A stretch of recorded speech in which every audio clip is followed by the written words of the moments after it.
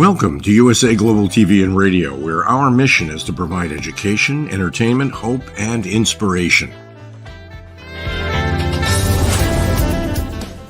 USA Global TV and Radio connects you with experts and audiences all around the world every single day to help you succeed in business and to live a richer life. Visit us at usaglobaltv.com to learn about career and life-changing training and mentoring programs like the Listening Mentor. Subscribe to our newsletter to stay informed about our special programs and offers. Discover how you can become a guest on one of our shows or a host or producer of a USA Global TV and Radio show of your very own. That's USA Global TV and Radio, where the doctor is always in.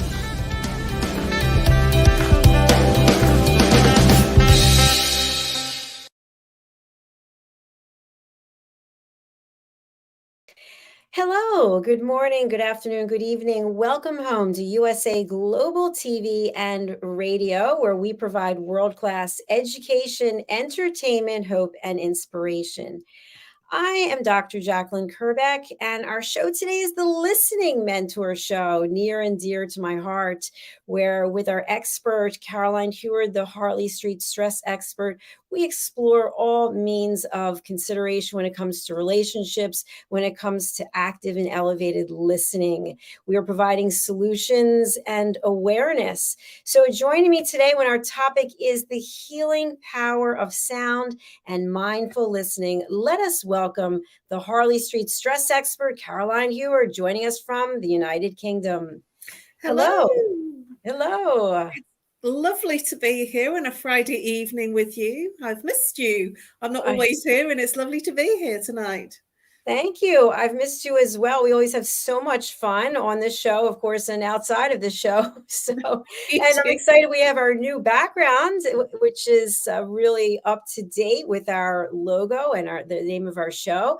So, Caroline, before we begin, I'd love for you to share with our audience, when you think of the title, the Listening Mentor Show, you're in the audience, what would you expect to hear or to learn about?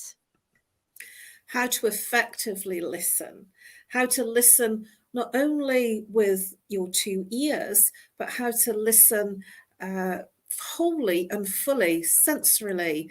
What do you see when you're listening? What are you feeling when you're listening? And actually what you're experiencing through all your sensories rather than just your ears. And I would also say that most of us, we don't listen, even though we have two ears, we tend to be thinking while we're listening. So we're not actually listening because while we're thinking, we can't actually listen to the conversation because our head is engaged in another activity. So I would say a whole body experience of listening without judgment, without trying to take a stand, without trying to solve, but listening actively with all senses without making any judgments whatsoever. Brilliant. I absolutely love it. And that's why you're our expert. And for people who are wondering, what is a Harley Street stress expert? And in your banner there, you have something about stress busting. Tell us a little bit more about these. Thank you, Dr. Jacalyn. Well, Harley Street, because Harley Street in London is the premier street that's known in Europe that hosts all the good doctors and alternative complementary therapists. I was in Harley Street for 17 years and had a license to practice there when I was established within my profession as a stress therapist. I've since moved from London, but I've been in Harley Street for 17 years, and I felt that that gave me an earned right to keep the Harley Street stress expert. So it is a credential. It is, when you say Harley Street, it has a credential of this person is bona fide and licensed to practice there, and the credentials are being crawled all over by the medical board. What do? I help people literally bust through their stress. So whatever physical, emotional, mental, behavioral symptom that you have, if you have a relationship issue, sleep, management stuff going on, if you have anger management, if you have bereavement, if you have a physical, emotional ache and pain, it's whatever you're complaining about is where your stress is. Some people say, I'm not stressed, but actually they're not sleeping, or they've got a relationship issue that they're always complaining about. So it's whatever you're complaining about, and it's whatever is that's imbalanced, out of balance in your life. I will help you bust through your stress. I offer one free consultation on Zoom, Skype, or Messenger audio video. And if you're camera shy, then you can call me on +44 if you're international, 07523 120 189, and I would help you break through one symptom.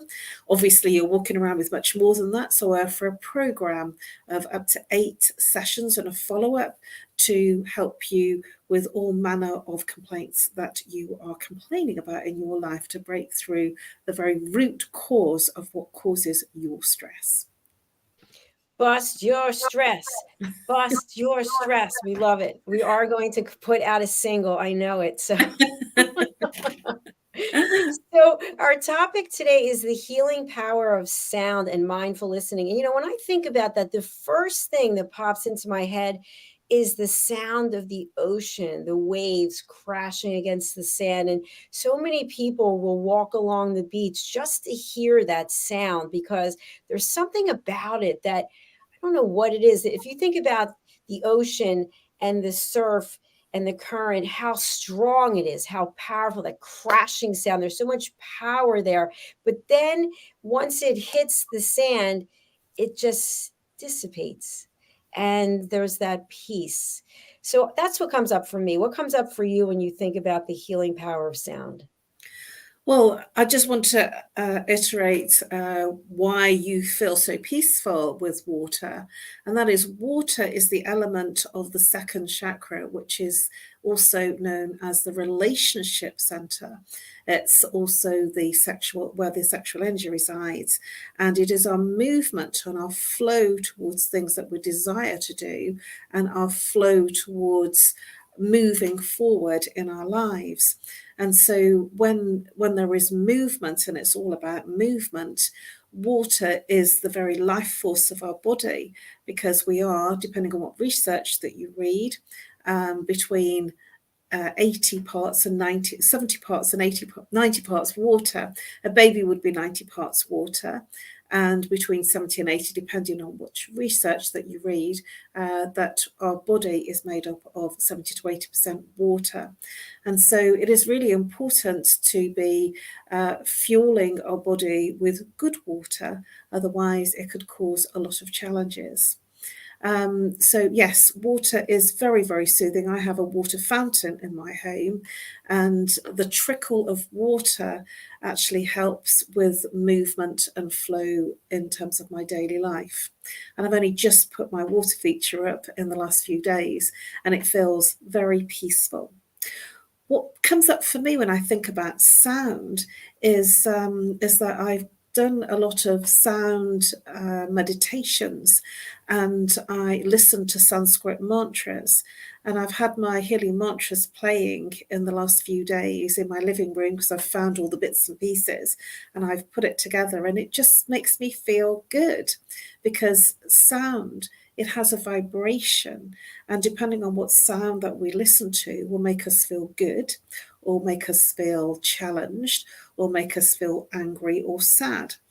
And so if I listen to an ABBA song, for instance, so sound, I'm feeling very light and vibrant and happy. If I listen to any Wham records, I'm always feeling amazingly summery and light and fun and very youthful.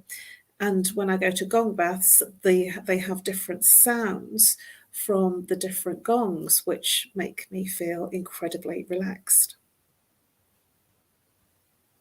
Can you elaborate on that one group that you mentioned? I never heard of them before. I think it was the second one.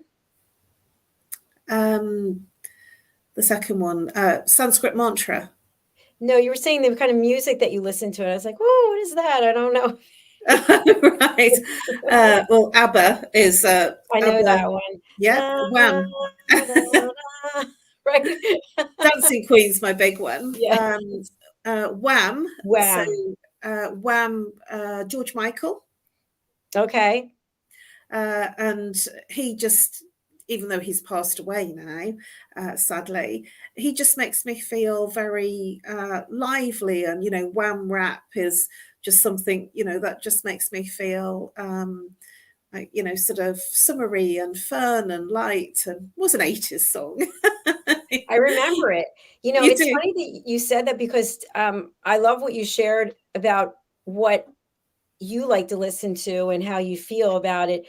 I noticed that today, I don't even know why, I started singing a number of songs that are not on the radio because I don't have the radio on, but they all had some kind of sad romantic connection. And one of them was, do you know the song One Less Bell to Answer? No. One less bell to answer, one less. No. Woohoo. No, I don't know, but you're a good singer, Dr. Jacalyn. Woohoo. Thank you. Anyway, I love to sing, and I feel like when I'm singing, I feel very happy. But sometimes songs pop into my head. I'm not really sure why they do because I don't have a television on. I have a huge television right here behind me. It has not been on at all in years, right? I just never even turned it on. I don't have a radio on. I'm not listening to music, but yet these songs will pop into our head. So when we think about the healing power of sound, from a therapist perspective, is there any possible connection as to why songs will pop into our head when they do? Yeah, because I was actually talking to one of my friends who was a musician last night.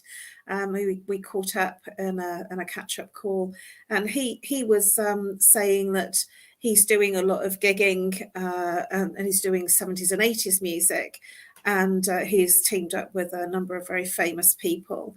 And people are coming out and they're doing really, really well. And that's because the songs, like sort of from the happier time of the 70s and 80s, and people are coming and singing along and they're feeling good.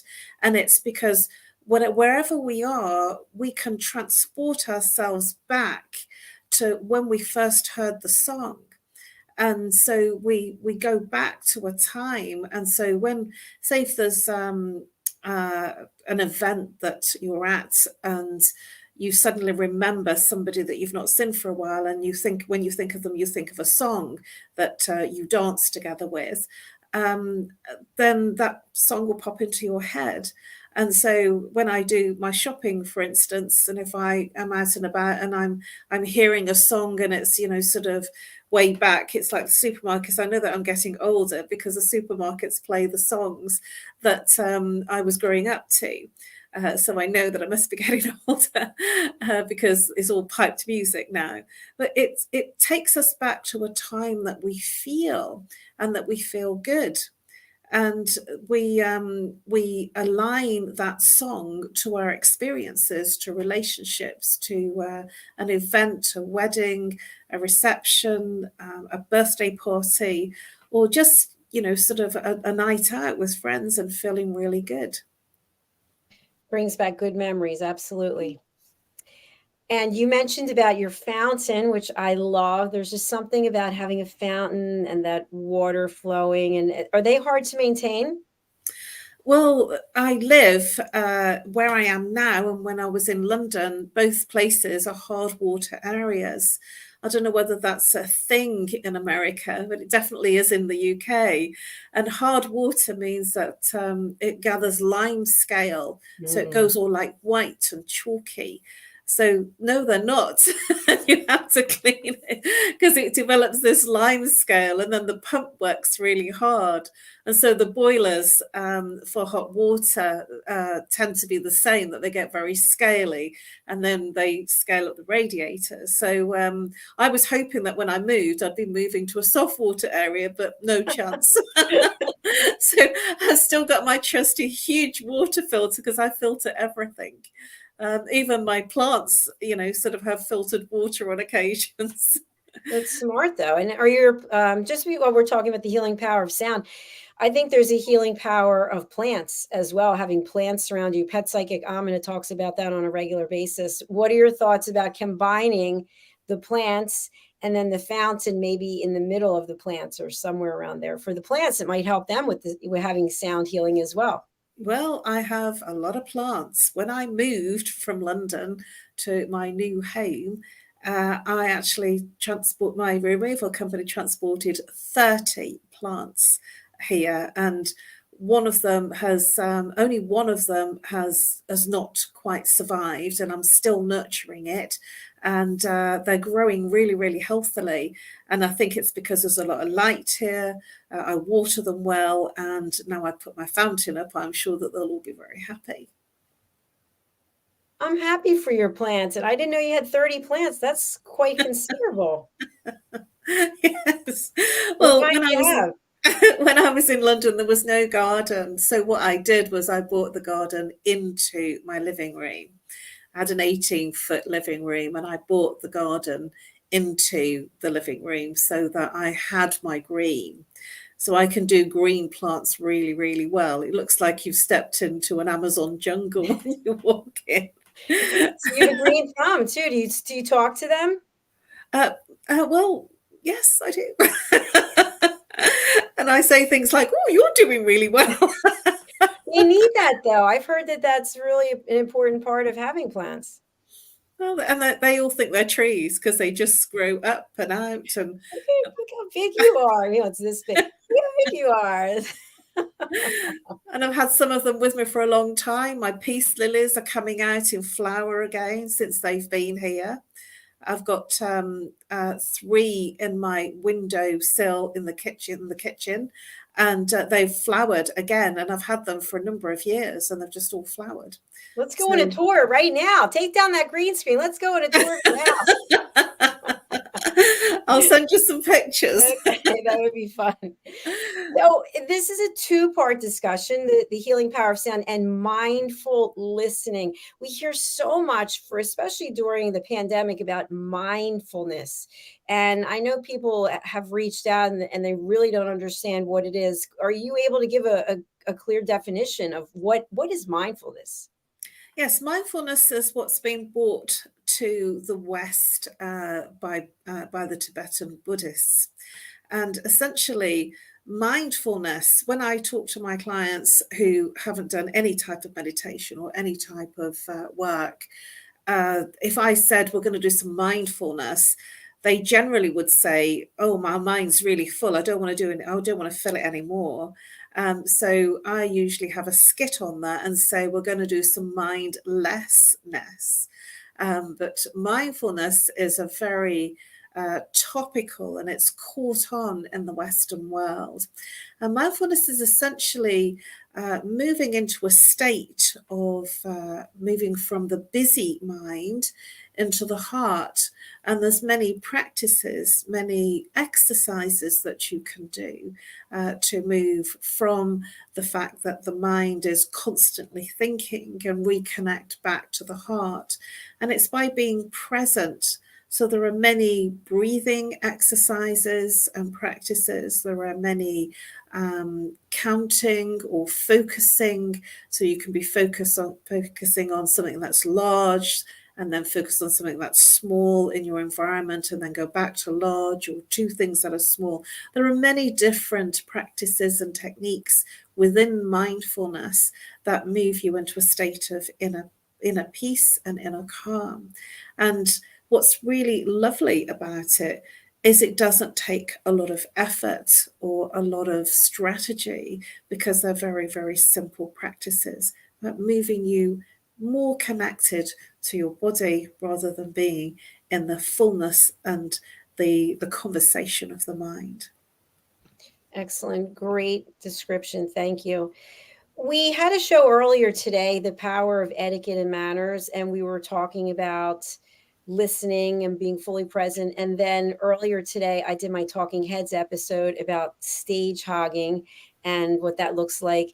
And I feel we talk a lot about listening and about being present and about emotional intelligence.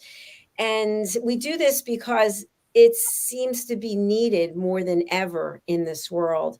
And if there's anything I'd like for people to take away from the show that you and I do, is there's always an opportunity to be better. There's always an opportunity to learn, to grow. It doesn't matter where you are. It's just about the acknowledgement that I'm here and there's room for improvement. So, what would you say for someone coming to you and saying everything's a mess and I can't seem to get it right and it just seems to be overwhelming? What are some concrete baby steps that people can take right away to start to feel better in their own skin? Well, when they're in that overwhelm resides here in the mind. It's because there's so much going on that they're thinking about and in conversation about, that there is no space for them to be calm. And so one of the first things that I would say to them was to take a breath, to pause, to stop. And when they take a breath down into the lower belly, so the below the belly button, if they push the belly out and breathe into the lower belly, that literally takes them out of the conversation of the mind and starts to calm the mind down so that they can feel more relaxed, because the overwhelm is in the mind. It's not in the body, it's in the conversation and the thinking and the analytical debate. And so when you breathe into your body, it slows down the mind. I'm taking some deep breaths here. Now, why is it that you bring your arms over your head when you do that? Does that really make a difference? Well, then you're circulating the breath throughout the body. There is a Qigong practice called lifting the sky.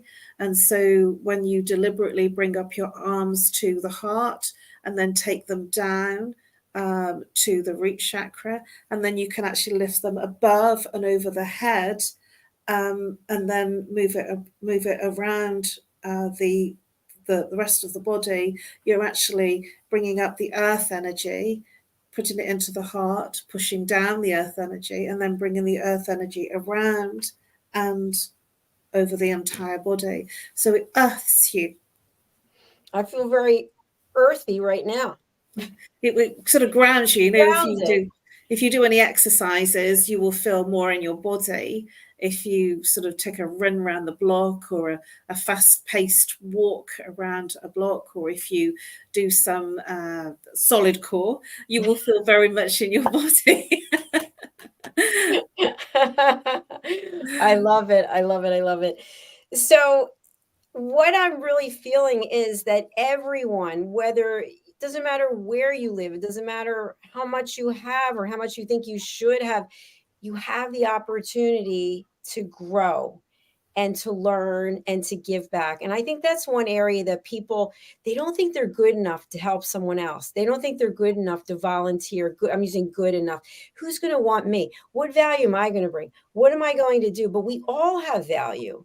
And I think if we keep listening to the sound of that broken record, as opposed to the sound of the ocean or the sound of the water, then we're never going to see our full potential. What are your thoughts? Well, this is the negative in a chatter, isn't it? The Tibetan monks, they call it monkey mind. Oh, you're in your monkey mind again. And the monkey mind is the conversation, the negative inner dialogue. And we all have it because we are in a Western culture and in a Western environment. In the indigenous tribes, they don't have it because they're not glued into social media, they're not glued into the tech, and they're living by the sun, the moon, and the seasons. And so they don't feel the same, that same disconnection as what we feel in the Western world. And so when you do have that negative in a conversation, it is because we have this like sort of this talking thing that goes into the background of our head. Nobody else hears it. We're the only one that hears it, and we're our own worst enemy. Nobody else would talk to us in that same way. Children don't have that when they're first born. They don't have that negative inner chatter. And it's only as they start to get older and they witness it from their peers and their adults, their parents, their other siblings that are older, that they start to develop this inner dialogue. But a child that is first born and probably up to 3 years old maybe doesn't have that inner dialogue, and they don't have that negative inner conversation. And to switch it off, when you move into a state of meditation, when you if you're dancing to your favorite song, that inner chatter isn't going on. If you're singing your favorite song, if you are in a meditation where you're lying down, that inner dialogue isn't going on unless you are still there and not in the meditation. So to be in breath work, to breathe down to the body will switch out the inner dialogue. And it is important to know that you're not on your own. Many others, everyone seems to have it, many people that are living in our Western society and Western culture. And so to notice, acknowledge, and then decide to not listen. Excellent. Thank you. Thank you. Thank you. I appreciate that. I was saying on the show with Philip earlier today that it's so interesting to watch young children, 2, 3 years of age, so curious and looking around, and everything's a new experience.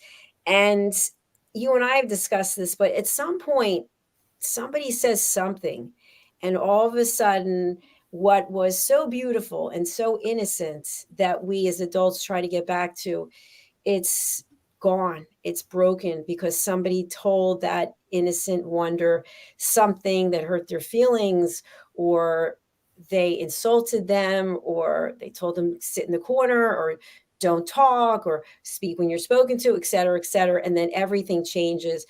If someone's out there and they are raising children, what is a good way to possibly use the healing power of sound to raise the children, as opposed to the harsh sound of our voice threatening and looming? Well, and I'm not sure of the different titles, so you'll have to forgive me on this, but Mozart wrote a number of pieces that elicit different states of being. And there were tests, there was research done on the different states that it can elicit: learning, it can elicit a higher sensory experience, and elicit calm. But I don't remember which pieces for which at this point, but that there is a lot of research done on classical music and the healing effects and how it interacts and changes your state of being. And it's because it's certain chords and composure in certain ways that have that effect on the body. And also, if you think about, if you're listening to something like heavy metal, it will make you feel very grounded and maybe a little angry. And if you're listening to something, sort of like what I would call sugar bubble, bubblegum pop, sort of the very poppy type music, then they're kind of singy alongy type things, that it makes you feel fun and good. And then if you're listening to songs that are making you feel tearful, as you mentioned earlier on in the show, sort of romantic songs that make you tearful. So if we know that goes for adults, that will also go for children too. So if you want the child to feel sadness, put on a sad song. If you want the child to feel super calm, then there are certainly classical tunes that will move the child into a state of inner calm and inner peace. And I also listen to a lot of Sanskrit mantra songs, which have a backing track, really peaceful music. And they elicit a very deep connection to the heart rather than being in the mind, and so that you feel really heartened and your heart feels full and you feel joyful. So I would definitely recommend Sanskrit mantras as well. And there are many different artists now that are singing nice lively tunes with Sanskrit mantra. Some great tips right there that everybody can take advantage of. And I know, depending on where you're going, if you go into a physician's office, there's going to be very calm, soothing music typically. I'm not saying all the time. If you go to a spa or maybe a place to get a massage, the same type of thing. What I think is interesting is where I go to work out, part of the experience is very low lights. It's almost pitch black, except for these blue lights on the floor, and then extremely loud music. And they'll tell you the music is going to go up even louder. And my watch will go off with a big yellow ear, and it says loud environment could harm your hearing. So I've been wearing earplugs. But my question is there, and I never got to ask anyone in a leadership position, there's some reason why they've decided that that level of sound of music is important. And each of the coaches decides on their own playlist. So depending on the age or what they like. And as a client, sometimes I find the music, I'm able to tune it out. But if it's some kind of music that is really with a heavy bass, bong, bong, bong, bong, that I don't find that that's very motivational. Excuse me. So what I do is there's only 14 machines, but some of the machines are right under the speakers. So there's 2 that are not. And I situate myself under there. But my question for you is, if you think about an extremely hard workout that is designed for somebody who's insane, why would they want the music to be, and it has to be at that level, there's a mark as to where it has to be, and people will say it's too loud, but it has to be at that level. What do you think that reason is?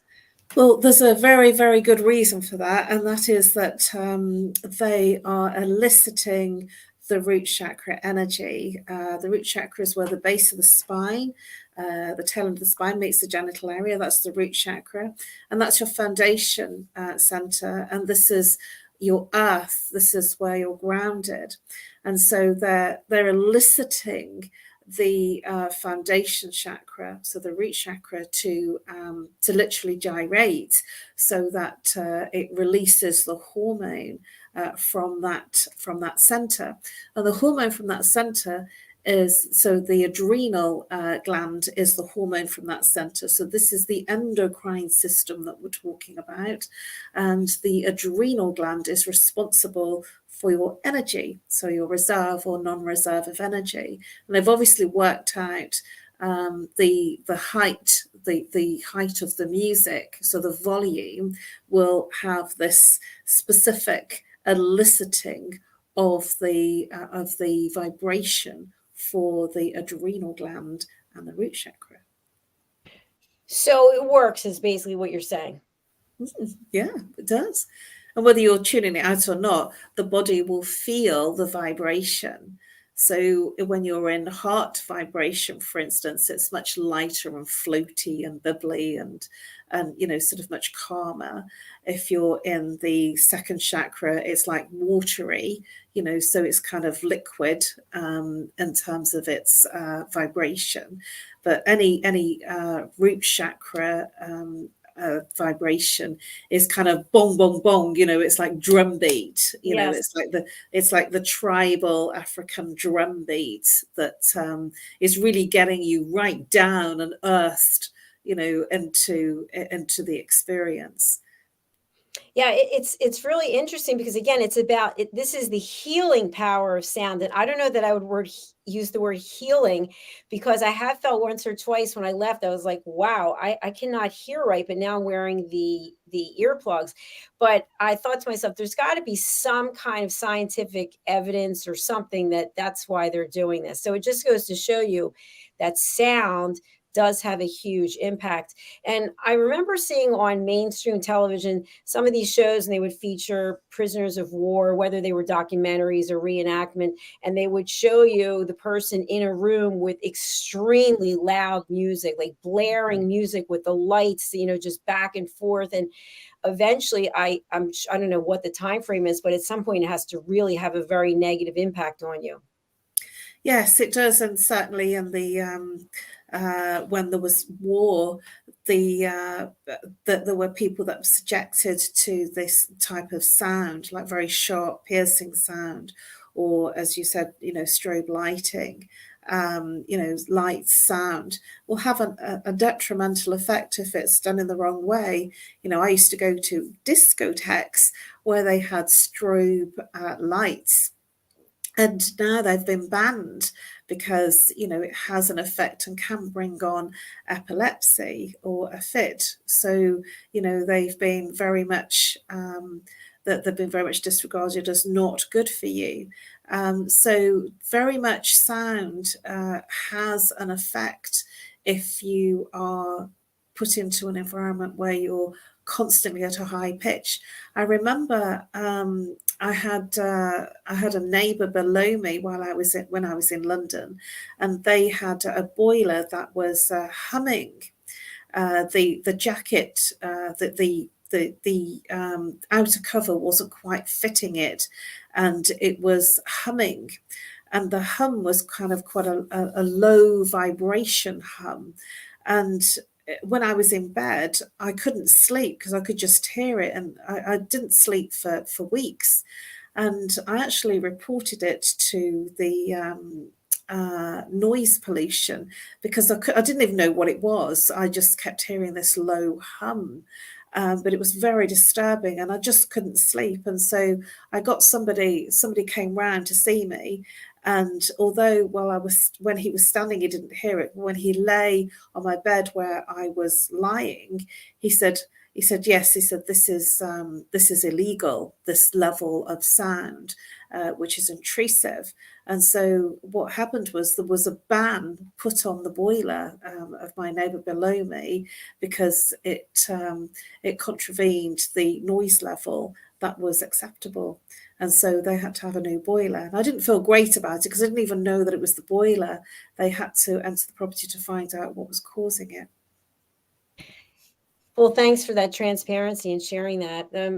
I think something else that's interesting when it comes to the healing power of sound is, for me, how therapeutic it is not to hear any sound when it's just quiet and still. I love that. And that's what I'm used to. I'm used to very quiet. Is that normal, or is that withdrawing? Now, I live in a lot of silence too. So I really endorse what you're saying. I don't have the TV on unless I'm watching it.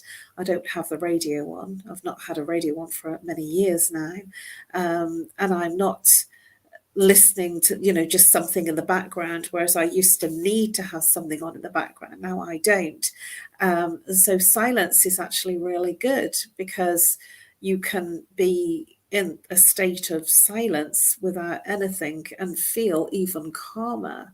I always find it quite challenging when I go home because the TV is always on. And I'm just not used to the TV being on all the time. I have it on to watch something, but I don't have it on all of the time. But that makes it's like a background sound. And some people I know for sure have the TV on all the time, whether they're watching it or not. And so, yeah, silence is amazing because when you are calm and you are silent in mind, having silence is therapeutic. It's so true. I remember I had a friend who was going through a divorce, and I went to see her, and she lived alone, and the television was on in 3 different rooms. And I was like, "What's going on in here?" And she said, "I don't like the silence." And I said, "Well, what is it about the silence?" And she said, "I just feel uncomfortable." And I was imagining what that could possibly mean, but without speculating, what does it mean if someone is not comfortable with just the sound of their own thoughts or their own breathing? It's what you're used to. When I was at home with my family in Birmingham, there was always noise. So I was used to, sort of I had 3 brothers at the time and my mum and dad. So there was 6 of us all in the same house, and it was very noisy. And I was used to that. So when I went to London and moved in with my then husband, it was very quiet. And I found it quite hard to get used to. But I did, eventually. And I then moved to a place of really enjoying the quiet. And sometimes I used to escape into my own bedroom and put on music on my headset, and so I filled the sound of what I wanted to hear rather than all the noise that was always there. So I think it just depends on, if you've come from a family where there's always something going on, there's always somebody talking or the TV being on in different rooms, and maybe that's how the person has lived, and so when it is quiet, it feels uncomfortable. I agree with you. I did follow up with my friend at a later point in time, and I said, "Do you have the TV on all the time?" And she said, "No, I met someone." And I said, "What does that mean?" And she said, "Well, I had the TV on because I felt like somebody else was in the house, so I didn't feel so lonely." Yeah, it's company. For some people, it is company. I had a friend that stayed with me a few times when she was over, when she was working in London, and she put the TV. She says, "Oh, how do you switch your TV on?" And I put it on for her, and then she went into another room. I says, "Well, she wanted to watch the news, but the news was on, and she was in another room." And she says, "Well, I'll listen to it later." And it was kind of quite weird. And I do believe that it was because my friend was used to having a TV on, whether she was in the room or not. And so it was uncomfortable for her because there was silence. And she found that was uncomfortably silent. And there was just me and her talking, which she thought was quite old-fashioned, not to have the TV on. And she did label me a modern hippie for not having the TV on. That we're actually past the end of the show. But I think what's so funny, you just said something that really resonated with me because I think I'd actually forgotten this.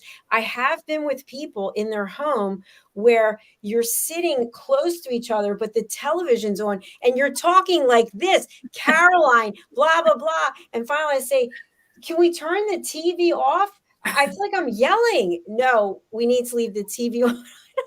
It doesn't make sense to me. Well, it's what people are used to. And, certainly when I go back home to my family home, where there's less of us at home now, the TV is always on. And that's just something that, is there. It's staple, in the family home. And when I go home, I just think, well, this is how home is. It has the TV on. But when I'm in my own home, it's just not on. I mean, I have a little tiny TV in the living room and it's not even plugged in.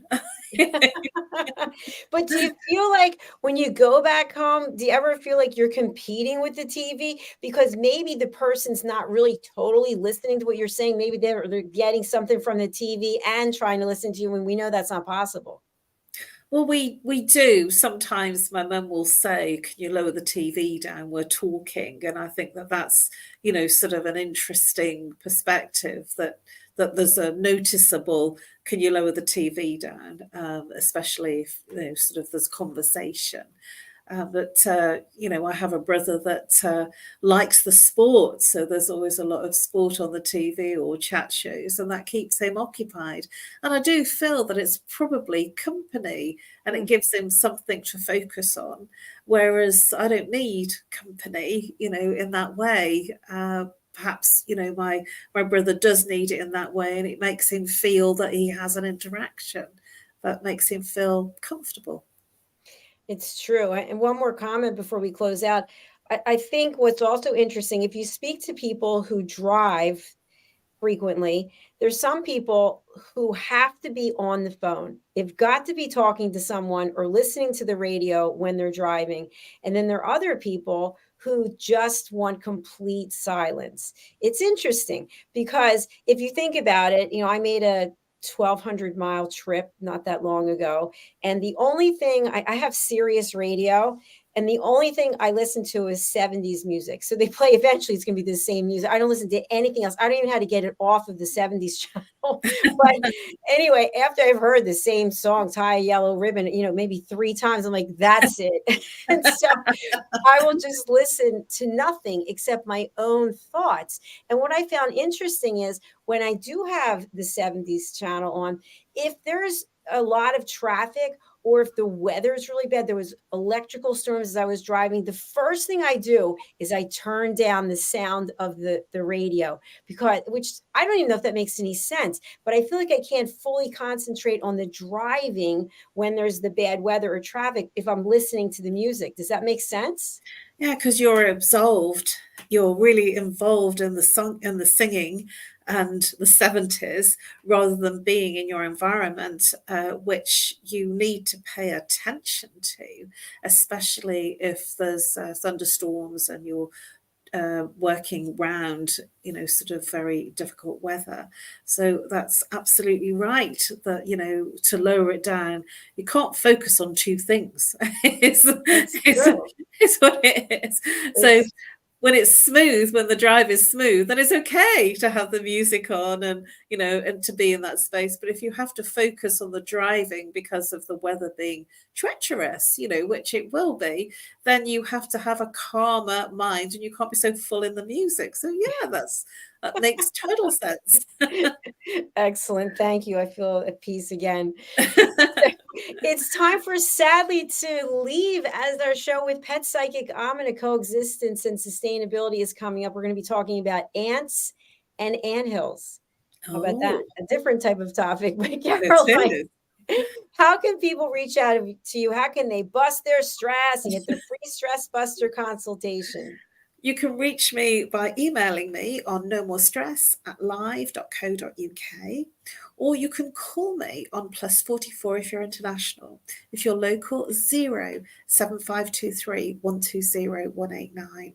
And I look forward to helping you break through the trauma and the stress that causes you challenges.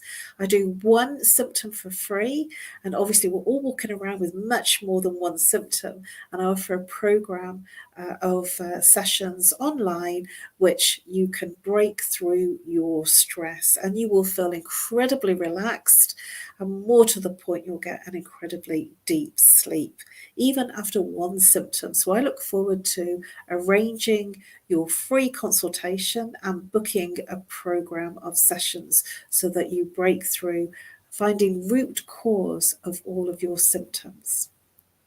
I love it. Bust your stress. Bust your stress. Yeah, bust that stress. Going to bust that stress. Yeah. Okay. That song is coming. I can feel it. It's definitely coming. Thank you, Caroline. It's been so lovely having you here today. I look forward to speaking with you very soon. Lovely. Thank you very much. Take care. Bye-bye. Bye for now. And I just want to close out by saying, please do reach out to Caroline. She's here providing world-class education, hope, and inspiration. Go over to her LinkedIn, go over to her email. I will put up her contact information again. And remember, no more stress. That's what you want. No more stress. Who do you call? Caroline HEWARD. Do it now. Write down the information, or even better, call her on her phone. The number is here on the screen. Okay, 2 quick plugs for moi. 2 new books came out yesterday. That's right. Not 1, not 2. It's actually 3, but there's a problem with the 3rd cover, so it's not here yet. But this, Mastering the Power of Elevated Listening, there's a beautiful testimonial from Caroline in here. There's also 2 quizzes, a pre-assessment and a post-assessment on your listening skills. Are you really listening at an expert level like you put on the survey you filled out? I don't know. Let's find out. Take the test. There's testimonials in here, and there are also case studies. This other book just came out. This I wrote before my mom passed away, Blonde, Sexy, and Hot as Beauty, Brains, and Ulcerative Colitis. And I have to say, it was a month ago my dear mother passed away, and I've got a beautiful dedication to her in here. This book is all about my journey, how guys would say I was blonde and sexy and hot, but oh, you've got that disease now, you're dirty and disgusting, and how I overcame that and how I am the person I am today as a result of having ulcerative colitis. I wouldn't change it for the world. All right. Thank you very much for coming right back, as I mentioned, with Pet Psychic Amina. So do hold on to your hats or your anthills, depending which you have. We'll be right back. Bye for now.